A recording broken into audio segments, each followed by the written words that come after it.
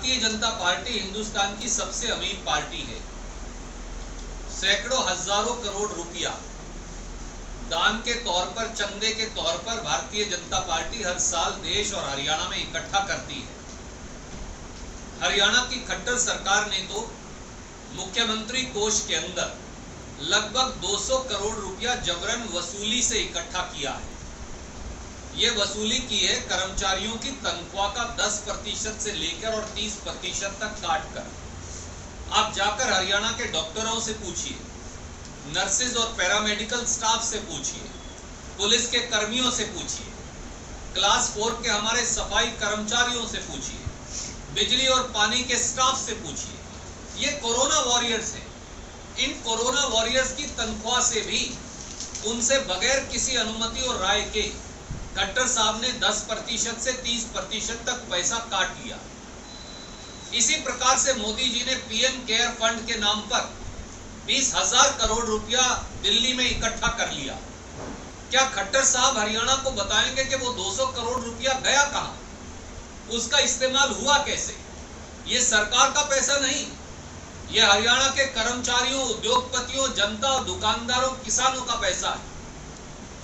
इसका बाकायदा वेबसाइट बनाकर कितना पैसा किससे आया और कितना पैसा कहां गया, आदरणीय मनोहर लाल खट्टर साहब को इसका हिसाब देना चाहिए था। और आज भारतीय जनता पार्टी के सांसदगण, विधायकगण, मंत्रीगण पूरे हरियाणा में कहां हैं? अपने अपने घरों में दुब के बैठे। अगर कोई कहे कि मैं अब चेक दूंगा तो फौरन वो प्रकट हो जाएंगे अपने बिलों से बाहर आकर। परंतु क्या भारतीय जनता पार्टी की सरकार की और भारतीय जनता पार्टी के दल के तौर पर जिम्मेवारी नहीं थी, जजप्पा की जिम्मेवारी नहीं थी कि वो आगे बढ़कर जन सेवा का ये कार्य करते? पर खट्टर साहब ने तो प्रवासी मजदूरों को घर वापसी का शुल्क भी मुफ्त नहीं किया। कांग्रेस पार्टी ने कुमारी शैलजा जी के माध्यम से 42 लाख रुपया खट्टर साहब के पास प्रवासी मजदूरों की घर वापसी की टिकट का जमा करवाया। क्या भारतीय जनता पार्टी बताएगी कि उन्होंने ये सारा शुल्क वहन क्यों नहीं किया, जैसा पंजाब ने किया, राजस्थान ने किया, महाराष्ट्र ने किया, छत्तीसगढ़ ने किया, पुडुचेरी ने किया? उम्मीद है कि अब भी देर नहीं हुई। खट्टर साहब आज भी अपने कार्यकर्ताओं, नेताओं, मंत्रियों, विधायकों, सांसदों को प्रेरित करिए कि वे कांग्रेस की इस जनसेवा की मुहिम का अनुसरण करें। खट्टर सरकार वसूली सरकार बन गई है। खट्टर साहब ने 1 रुपया 10 पैसे लीटर डीजल पर अतिरिक्त टैक्स लगा दिया, 1 रुपया लीटर पेट्रोल पर अतिरिक्त टैक्स लगा दिया। छोटे मियाँ तो छोटे मियाँ, बड़े मियाँ सुभान अल्लाह, मोदी जी ने उसके बाद 16 रुपया प्रति लीटर पेट्रोल पर टैक्स लगाया और 13 रुपया प्रति लीटर पेट्रोल पर लगा दिया, डीजल और पेट्रोल पर। 2% जहां कांग्रेस ने टैक्स मुक्त किया था, इन्होंने तो सब्जी बेचने वाले, फल बेचने वाले लोगों को भी नहीं छोड़ा। 2% सब्जी मंडियों और फल मंडियों के ऊपर भी, फूल मंडियों के ऊपर भी टैक्स जड़ दिया। जो यातायात के साधन है, हरियाणा रोडवेज की बसें, 15 पैसा प्रति किलोमीटर उस पे जड़ दिया।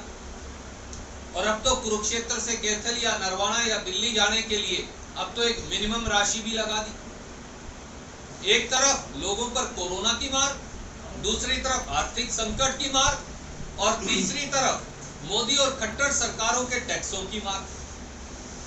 जनता का कर रहे हैं बंटाधार। कहां जनता जाए सरकार, ये तो आपको बताना पड़ेगा, परंतु इसका कोई जवाब नहीं मिला।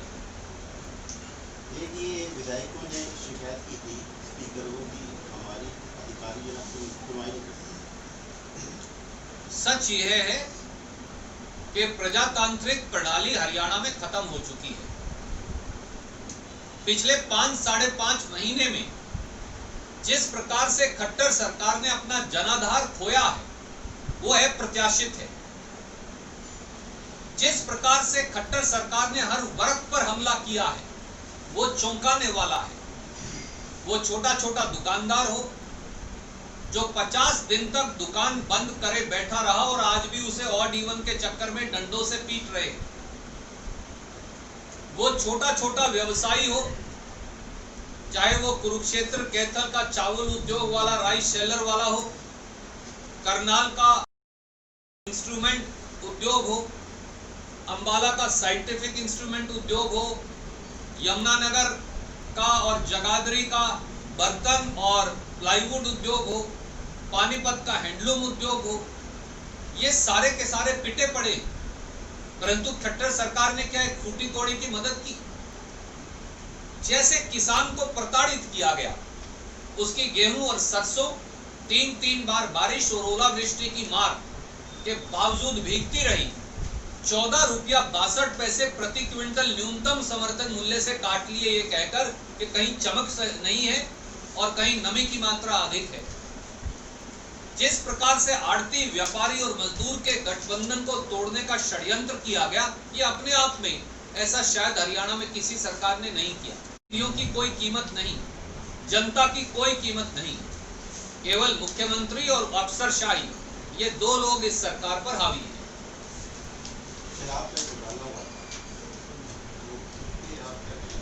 शराब घोटाले की जांच पर आदरणीय मुख्यमंत्री श्री मनोहर लाल खट्टर साहब ने जानबूझकर चुप्पी साध रखी है। ऐसा लगता है कि शराब माफिया के तार अफसरशाही में बैठे बड़े बड़े लोगों और राजनीतिक गलियारों के ऊपर तक जुड़े हुए हैं। इसीलिए शराब माफिया कांड की जांच नहीं हो रही। लॉकडाउन में जिस प्रकार से सैकड़ों करोड़ रुपया की शराब नाजायज बिकी, आज तक कोई दोषी नहीं पाया गया। खट्टर साहब जानबूझकर शराब माफिया कांड को जांच की बजाय स्पेशल इन्वेस्टिगेशन टीम और स्पेशल इंक्वायरी टीम के पचड़े में उलझा रहे हैं। मुख्यमंत्री कभी फाइल का फुटबॉल बना एलआर को भेज देते हैं और कभी फाइल का फुटबॉल बना उसे एडवोकेट जनरल को भेज देते हैं। पूरा देश कानून जानता है कि क्रिमिनल प्रोसीजर कोड में केवल स्पेशल इन्वेस्टिगेशन टीम का ही गठन किया जा सकता है, स्पेशल इंक्वायरी टीम का नहीं।